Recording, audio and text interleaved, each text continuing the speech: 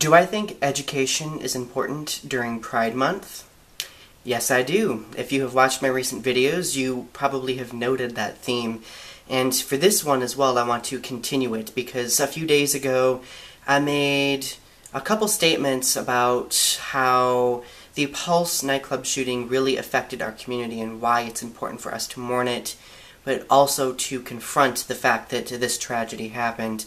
And somebody made the comment of, oh, why do you dwell on the past? Why don't you just move forward and not think about the negative all the time? And in my mind, I was like, okay, alright, first things first, you have to think about the negative in order to acknowledge the positive.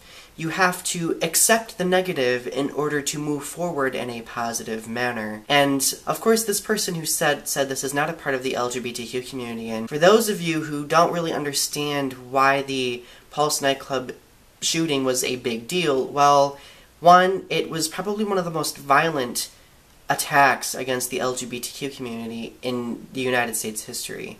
And it really affected all of us on a very deep level, because that fear still exists. The fear of discrimination, the fear of violence exists for many of us. Coming from a small town myself, I am sometimes scared of going to the store and holding my significant other's hand out of fear of being judged, or to have comments, or to have dirty looks.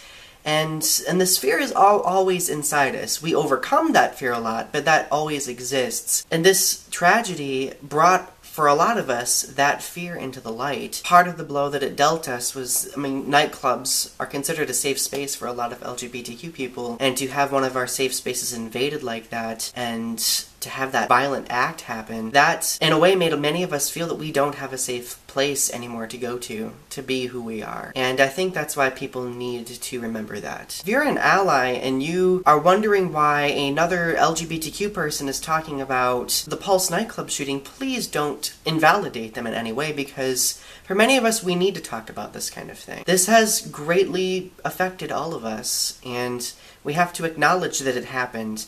And I really believe that educating people on it is one way for us to help bring everyone together in order to facilitate healing for everyone. If you go to a Pride event, please go with an open mind. I don't care who you are, LGBTQ, if you're an ally, go with an open mind, because you will be confronted with education, and you need to be. We all need to be confronted with education about these different events and about our community's history, because how are we going to, like I said before, understand where we're going? How are we going to better ourselves? How are we going to continue the fight that we need to continue if we don't understand where we've come from?